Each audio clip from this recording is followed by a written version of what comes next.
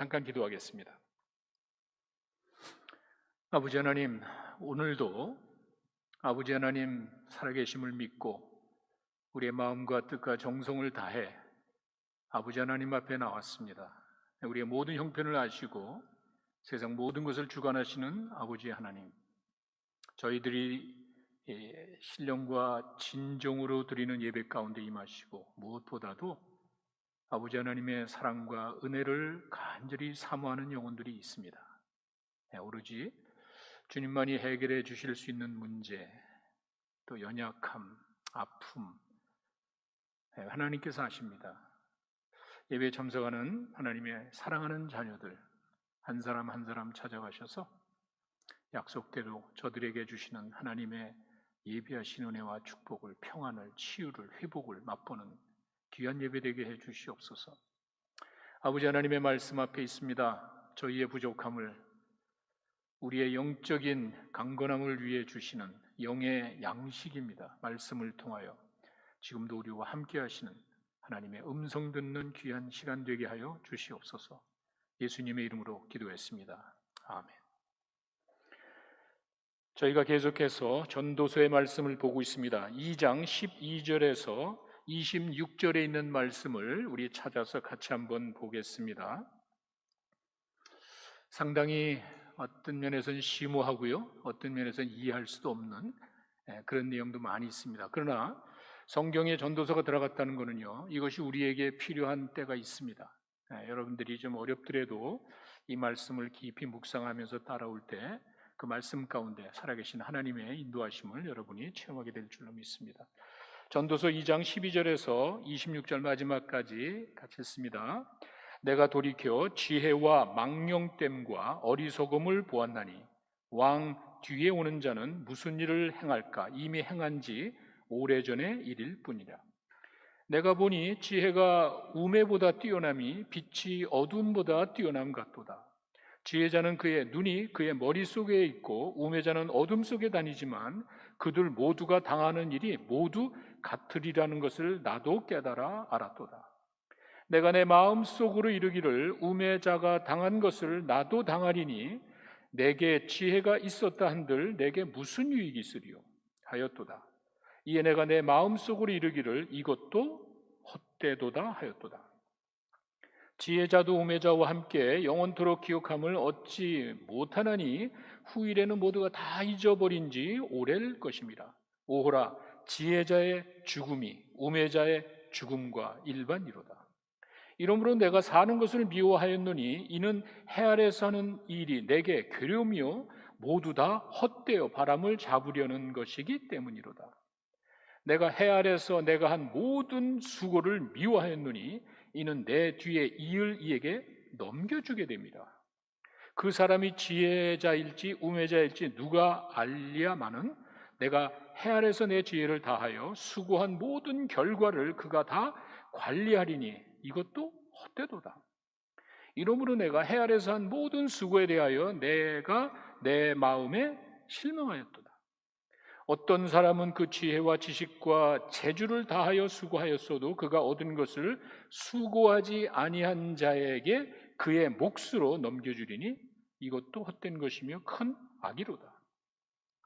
사람이 해 아래서 행하는 모든 수고와 마음에 쓰는 것이 무슨 소득이 있으랴.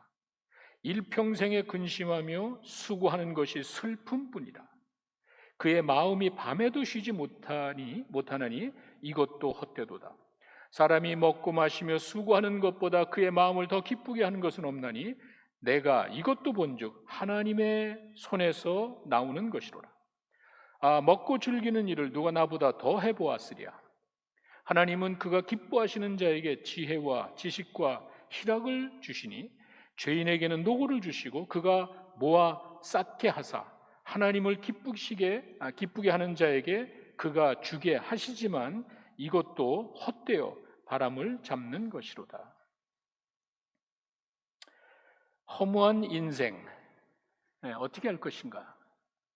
이게 솔로몬의 고민입니다.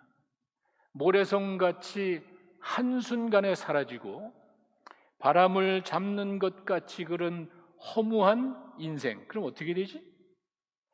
그래? 그럼 한번 즐겨보자. 내가 해보고 싶은 것 다 해보고 내가 할 수 있는 것을 한번 다 해보자. 근데 그게 뭐 즐기기 위한 목적이 아니라 인간의 소유와 그로 인한 쾌락이 주는 의미가 무엇인지를 한번 찾아보겠다는 거예요. 그런 마음으로 솔로몬은 정말 다 즐겼습니다. 그리고 결론적으로 깨달은 것은 인간의 행복이 인간의 소유나 노력으로 주어지는 게 아니라는 사실을 깨닫게 됐습니다. 이것은 하나님으로부터는 선물이라는 사실을, 진정한 행복이, 인간이 누릴 수 있는 최고의 만족이 인간이 가진 그 소유나 어떠한 그 쾌락에 의해서 주어지는 게 아니라는 사실을 솔로몬이 깨닫게 된 것입니다.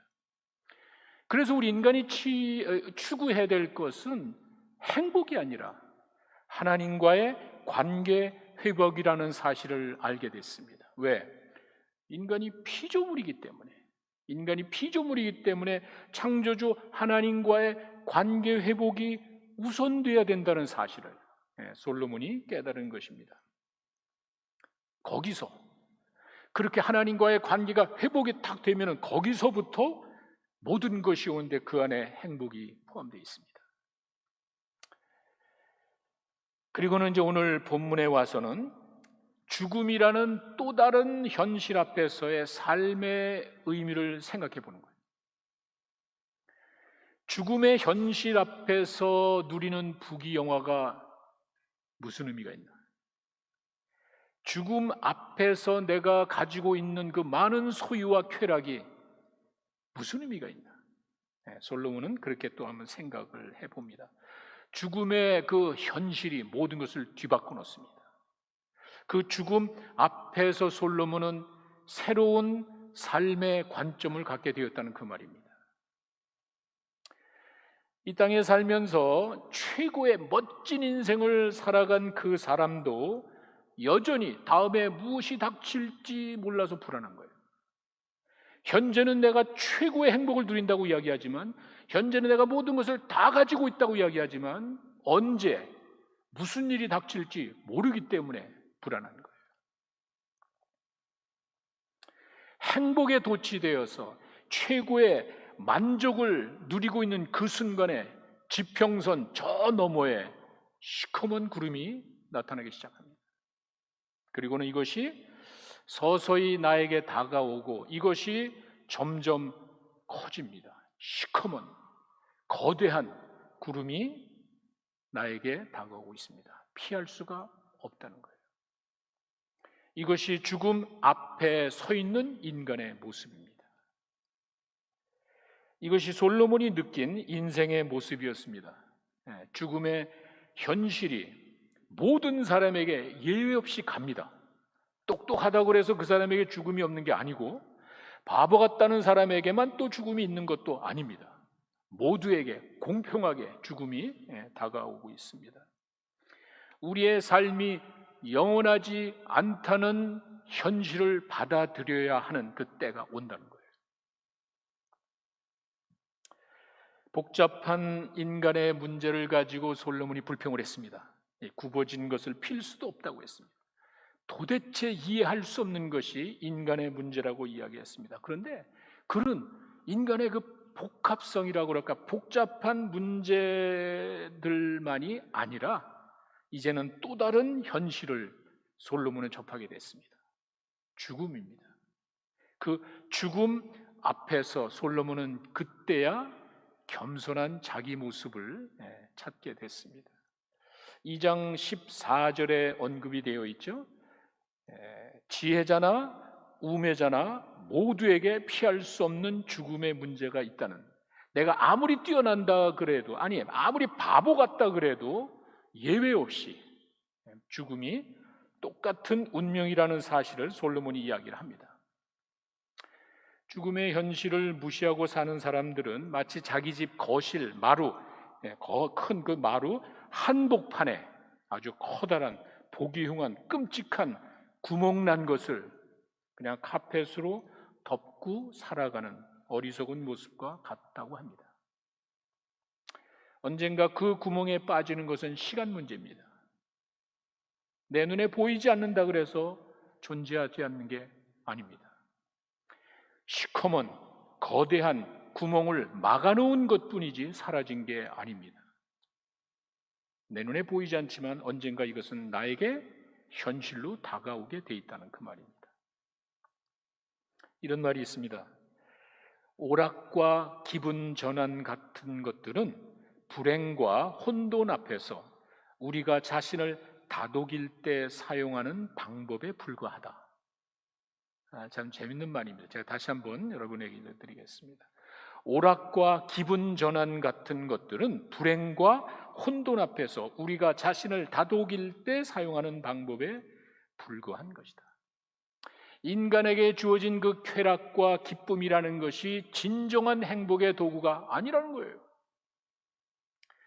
그저 현재의 그 어려움을 이기기 위한 일시적인 순간적인 수단에 불과한 것이, 그것이 절대로 인간의 행복을 가져다 주는 게 아니라는 거예요.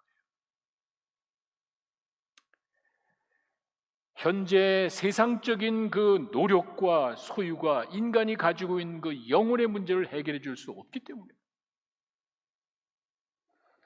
솔로몬은 2장 20절과 22절에서 분명히 이야기를 합니다.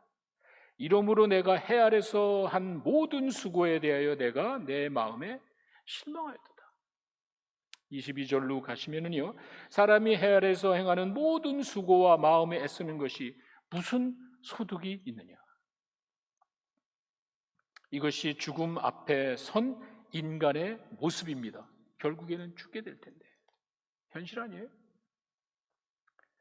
자, 오늘은 제가 여러분들에게 죽음 앞에 서 있는 그 지혜자의 모습을 한번 생각해 보려고 합니다. 먼저는 죽음의 현실이 삶의 관점을 바꿔놓는 것입니다. 다시 말씀드립니다. 죽음이라는 그 현실이 사람이 살아가는 삶의 관점을 바꿔놓는 거예요. 제가 아주 오래전에 읽은 짧은 글이 생각이 납니다. 그 제목이 6개월 후의 신문, 이런 이제 글입니다. 어떤 사람이 신문을 보는데 이상하게 그 날짜가 6개월 후입니다. 6개월 후에 그 기사가 이제 신문에 나와 있습니다. 참 흥미롭다. 그래서 한번 읽어봤습니다. 아직 일어나지 않은 일들 아니에요? 6개월 후니까 현재 일어나지 않은 일들이 자세하게 신문에 설명이 되어 있습니다. 예를 들어서 운동 경기가 아직 그 시즌이 시작이 되지도 않았는데 결과가 나와 있습니다. 슈퍼볼을 누가 이겼는지 거기 나와 있습니다. 대학 농구와 대학 풋볼 게임이 어떻게 됐는지 거기 결과가 나와 있습니다. 연말에 대통령 선거가 있는데 누가 대통령이 되었는지도 그 신문에 나와 있습니다. 재밌잖아요. 그런데 더 놀라운 것은 경제면으로 가니까 어떤 특정한 주식의 가치가 엄청 올라가 있습니다. 이거 별볼 지금 이거 별 볼 일 없는 주식인데 이게 가치가 엄청 올라가 있는 거예요. 그럼 어떡하죠? 사면 되잖아. 내가 이 주식을 지금 왕창 사놓으면은 이게 6개월 후에 저렇게 왕창 올라가니까 엄청난 부자가 되겠구나. 그런 기쁨과 흥분을 감추지를 이제 못합니다. 나중에 오를 그 주식을 나는 미리 알고 있으니까 어떻게 해서라도 많이 사놓으면은 부자가 되지 않겠어요? 그 사람은 그런 계속된 그 흥분의 마음을 감추지 못하고 호기심을 가지고 그 다음 신문을 계속 읽어나가기 시작합니다. 그런데 그 신문의 마지막 부분에 가니까 사망 기사가 나와 있습니다. 사망자들이 모아져 있는 사망자들을 모아놓은 그 섹션을 보게 됐습니다. 그런데 거기 놀랍게도 자기 자신의 사망 기사와 사진이 올라와 있습니다. 이 사람은 6개월 후에 죽게 될 것이라는 것입니다. 자신이 6개월 후에 죽게 될 거라는 사실을 이 사람은 미리 알게 된 거예요. 그 순간에 모든 것이 바뀌었습니다. 내가 주식이 많으면 뭐합니까? 내가 아무리 많은 것을 누려봤자 뭐합니까? 6개월 후에는 내가 죽는데. 이 사실이 모든 생각을 다 뒤바꿔 놨습니다. 부자가 되면 뭐하고, 주식을 가지고 있으면 무슨 소용이 있습니까? 어차피 죽을 건데. 이렇게 죽음이 사람의 생각을 뒤바꿔 놓습니다. 이렇게 죽음의 현실이 삶의 관점을 바꾸는 거예요. 오늘 읽어드린 그 2장 14절을 제가 공동 번역으로 여러분들에게 읽어드리겠습니다. 공동 번역을 보시면 조금 실감 있게 나와 있습니다. 지혜로우면 제 앞이 보이고 어리석음은 어둠 속을 헤맨다고 했는데, 지혜로우면 눈이 밝게 멀리 바라보고 어리석은 자는 못 보고 어둠을 헤맨다, 그 말 같습니다. 하여간 지혜로우면 제 앞이 보이고 어리석음은 어둠 속을 헤맨다고 했지만 그래 봐야 둘 다 같은 운명에 빠지는 것을 나는 잘 알아. 내가 아무리 똑똑하면 뭐해? 내가 아무리 바보 같으면 뭐해? 똑같은 운명인데. 내가 아무리 지혜롭다고 자랑을 하고 저 사람이 아무리 가진 것이 없다고 한들 무슨 사이가 있어? 똑같은 운명으로 죽음 앞에 서 있는데 그게 무슨 의미가 있냐는 거예요. 이렇게 죽음의 현실 앞에 서 있는 지혜자는, 솔로몬은 단순히 인생이 허무하다고 한탄만 한 게 아닙니다. 이렇게 죽음 앞에서 인생의 허무함을 이야기하면서 인생을 후회만 한 게 아닙니다.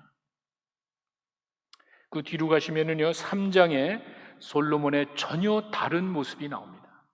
죽음의 현실 앞에서 단순히 인생을 탓하고 허무한 인생을 후회만 한 것이 아니라 3장에 가면은 그러면 어떻게 살아야 되지? 전혀 다른 삶의 관점이 나옵니다. 좀 더 적극적으로 살아야 된다는 사실을 고백하는데 3장 11절과 13절에 가시면, 3장 12절과 13절에 가시면 솔로몬의 그 달라진 모습이 나와 깜짝 놀라요. 보세요. 사람들이 사는 동안에 기뻐하며 선을 행하는 것보다 더 나은 것이 없는 줄을 내가 알아야 돼. 이 사람은 자기 만족을 위해 살아온 사람 아니에요? 근데 갑자기 사람이 사는 동안 기뻐하며 선을 행하는 것보다 더 나은 것이 없는 줄을 자기가 알아야 돼. 그러면서 하는 말이, 사람마다 먹고 마시는 것과 수고함으로 낙을 누리는 그것이 하나님의 선물임을 내가 알았도다. 내 만족을 위해서 살아온 사람이에요. 내 자신의 욕심을 채우기 위해서 하고 싶은 걸 다 해보겠다고 했던 사람이에요. 이 사람이 갑자기 자기 만족이 아니라 선을 행하며 살래. 남을 위해서 선을 행하며 사는 것이 이게 좋은 게 아니야. 솔로몬의 말이라고 의심이 날 정도의 완전히 뒤바뀐 모습이었습니다. 사람이 먹고 마시며 즐기는 모든 것은 인간의 노력이 아니라 하나님으로부터 오는 거래. 자기가 가진 그 권력과 지혜와 명예를 가지고 그냥 즐기려고 했던 사람인데 결론이 이건 하나님으로부터 오는 거야. 우리가 되는 게 아닌 것 같아. 하나님께서 우리에게 주셔야 우리가 먹고 마시는 것조차 만족할 수 있는 그런 존재라는 거예요.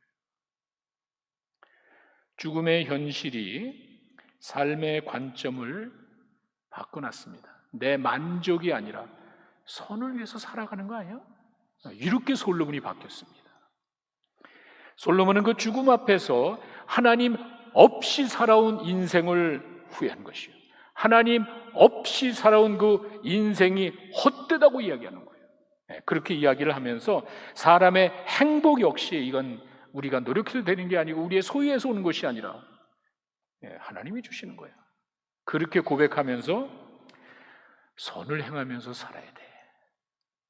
내 가지고 있는 것 가지고 내 만족을 위해서 사는 것이 아니라 하나님을 기쁘시게 하며 살아야 돼. 이걸 깨달은 거예요. 왜? 죽음 앞에 서니까. 그 어느 곳에서도 만족을 보지 못한 솔로몬이 이제 죽음 앞에 서니까 삶의 관점이 달라지는 거예요. 그거 남을 위해서 써야 되겠다.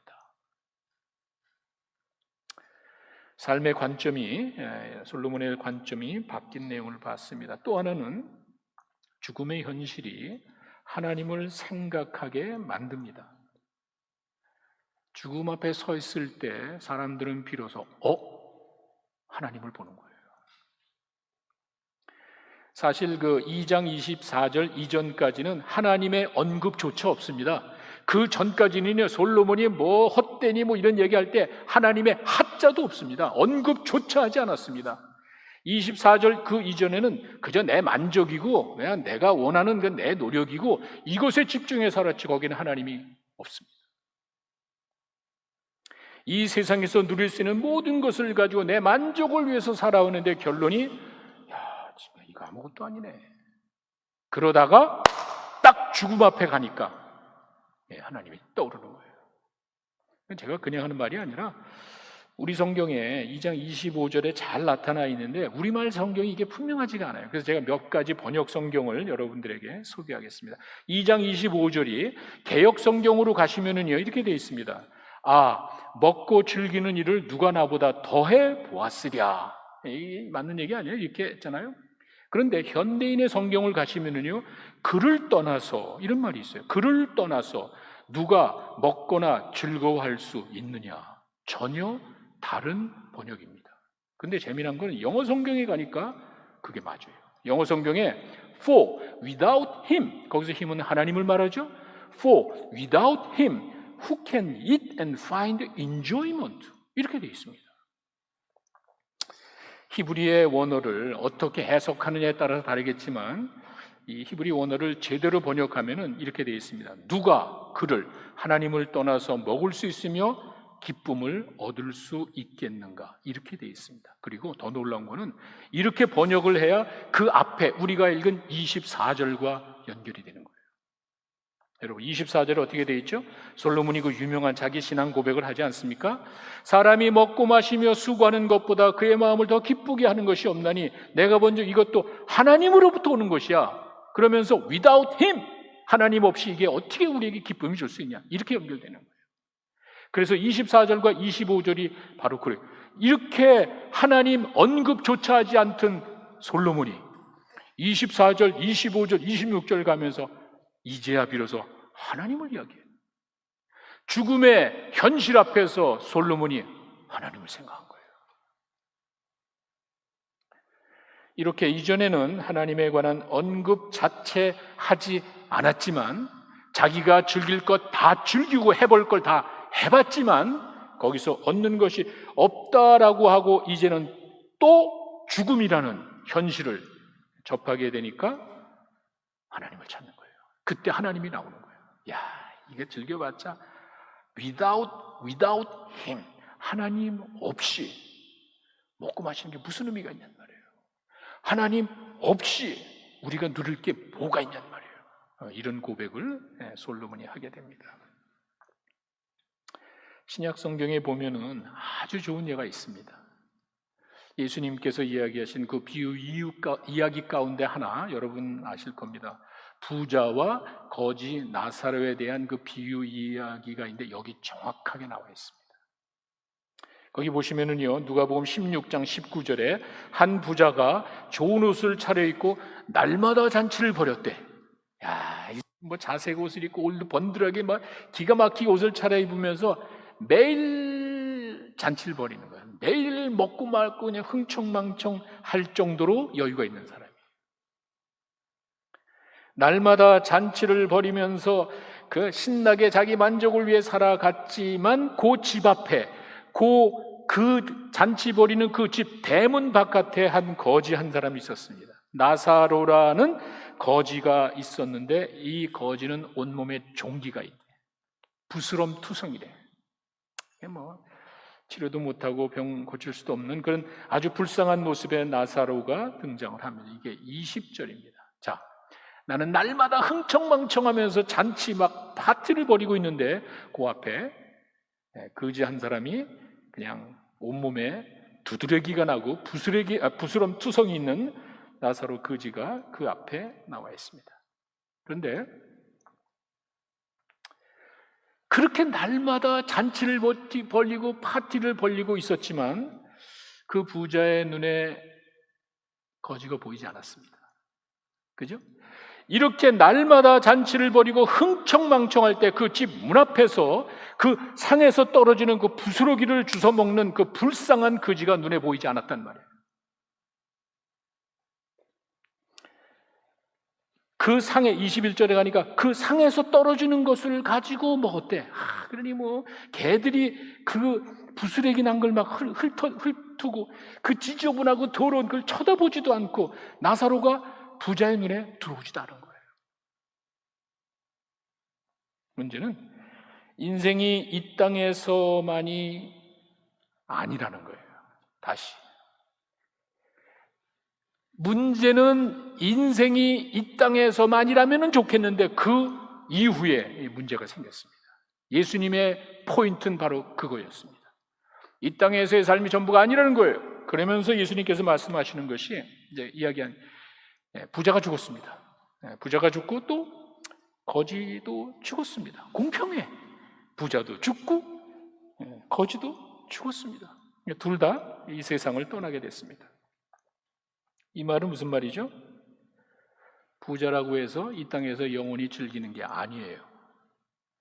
여러분이 이 세상에서 많은 것을 누리고 있다고 해서 그것이 영원한 게 아니에요. 마지막이 있습니다. 다른 말로 마찬가지로 거지라고 해서 이 땅에서 그냥 뼈골 빠지게 고생만 하는 게 아니에요. 부자가 날마다 파티하는데 그게 영원한 것이 아니듯이 이 거지가 고생하며 살았지만 그것 역시 영원한 게 아니에요. 예수님은 그걸 이야기하시는 것이죠. 23절로 가니까 부자가 음부에서 아브라함을 봤습니다. 내가 날마다 파티할 때는 눈에 보이지 않던 그 아브라함이 눈에 보인 거예요. 내가 날마다 세상을 인조해하면서 살 때는 이 영적이고 뭐고 아브라함이고 아무것도 보이지 않았습니다. 죽음 앞에 가니까 아브라함이 보이는 거예요. 아브라함에게 사정. 아브라함의 24절로 가니까 나사로에게 좀 부탁해서 내가 지금 이 뜨거운 불 속에서 그냥 막 얼마나 고통을 겪으면은 물 한 모금이래. 물방울 하나라도 좀 얻었으면 할 정도로 그 고통을 겪으면서 그 아브라함의 호소를 합니다. 완전히 뒤바뀌어진 상황입니다. 내가 날마다 파티를 할 때는 나사로가 보이지 않았잖아요. 내가 날마다 흥청망청할 때는 거지가 앞에 있었을 때 개들이 가서 훑어주고 그 상에서 떨어지는 지푸라기를 먹고 내가 I don't care. 내가 상관을 하지 않았는데 나사로가 보이잖아. 죽음 앞에 가니까 아브라함이 보이고 그 영적인 실체가 드러나고 죽음 앞에 가니까 그 나사로가 그때 눈에 보이는 거예요. 내가 전혀 신경 쓰지도 않고 도와주지도 않고 전혀 관심도 갖지 않은 그 나사로에게 부탁을 합니다. 저 사람 우리 집에 좀 가서 이야기 좀 해주십시오. 저 사람에게 나에게 물을 한 모금 해주십시오. 뭘 말하는 거죠? 예수님이 지금 이야기하시려고 하는 핵심이 뭐죠? 죽음 앞에서 인간은 비로소 영적인 실체를 본다는 거예요. 부자가 여유 있을 때는 아브라함이 보이지 않았는데 죽음 앞에 가니까 보이잖아요. 부자가 평소에는 내 욕심을 채우다 보니까 나사로가 안 보이잖아. 그 앞에서 맨날 그 앞에서 구걸하면서 굶주리는 그 불쌍한 나사로가 안 보이잖아. 죽음 앞에 가니까 나사로가 보이는 거예요. 죽음 앞에 가니까 하나님을 보는 거예요. 죽음 앞에 가니까 하나님을 생각하는 거예요. 이렇게 죽음이 모든 것을 뒤바꿔 놓는 것입니다. 새로운 것을 보게 하는 거예요. 내가 이 세상에서 많은 것을 누리면서 보지 못하는 실체를 보게 하는 거예요. 죽음이. 이 땅에서 보이지 않던 아브라함이 보이고 이 땅에서 거들떠보지도 않던 나사로에게 부탁을 하게 될 줄이야 누가 알았겠습니까? 죽음이 이렇게 보지 못하는 것을 보게 하고 죽음이 이렇게 생각하지 못한 것들을 생각하게 만든다는 것입니다. 이전에는 세상 모든 것을 다 누리면서도 만족하지 못하고 허무하다고 한 그 솔로몬이 이제는 죽음 앞에서 하나님 없이 살아온 그 인생을 후회하는 거예요.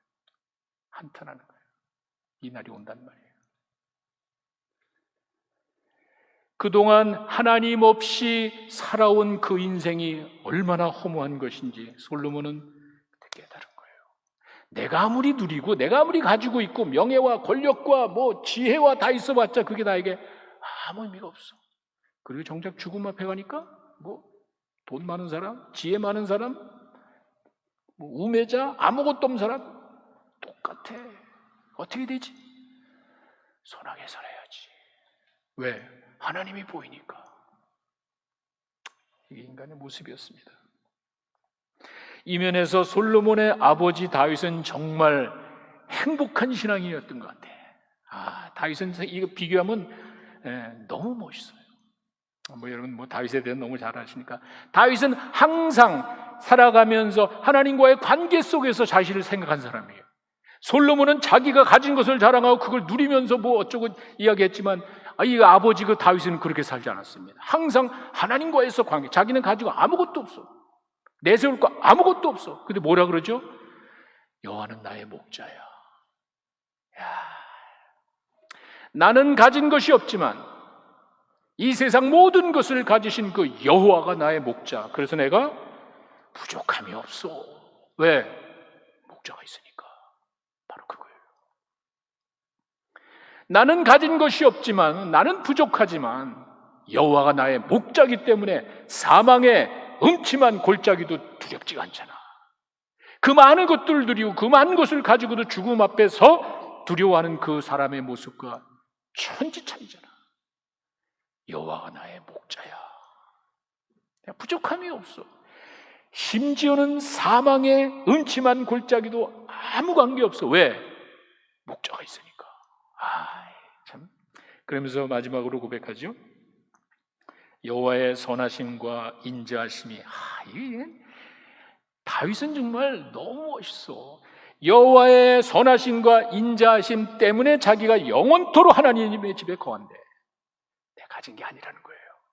내가 가지고 있는 지혜와 내가 가지고 있는 권력과 이 모든 것이 영원히 하나님 제 이게 아니라는 거예요.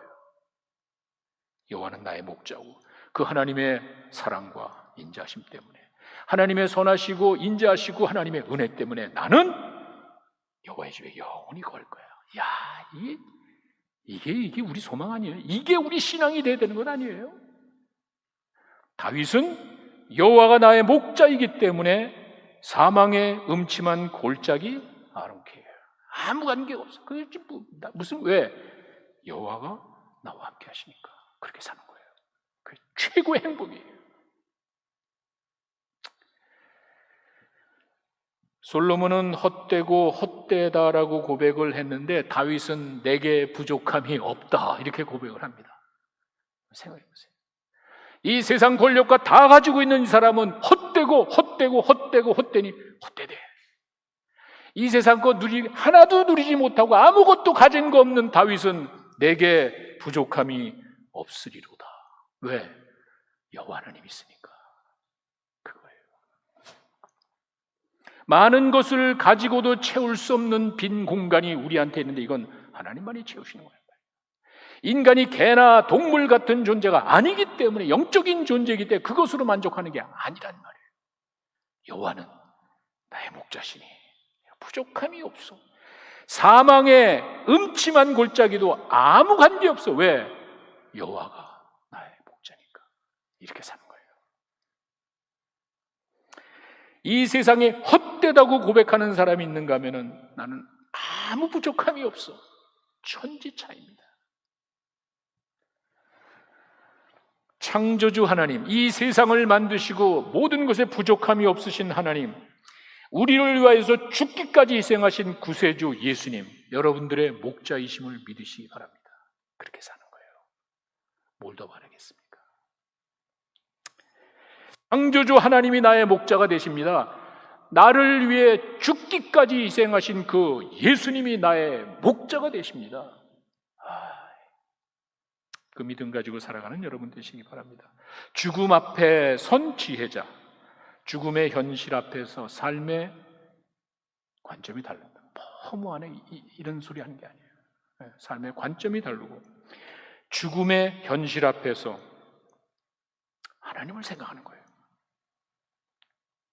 그러면서 이제는 좀 선하게 살면서 하나님을 기쁘시게 살아야 되지 않는가. 그걸 비로소 깨닫게 됩니다. 이게 죽음 앞에 선 지혜자의 모습이었습니다. 세상적인 헛된 욕심을 버리고 목자 되신 우리 주님을 가슴에 품고 주님을 기쁘시게 하는 삶을 살아드리는 여러분 되시기를 간절히 축원합니다. 우리 잠깐 기도하겠습니다.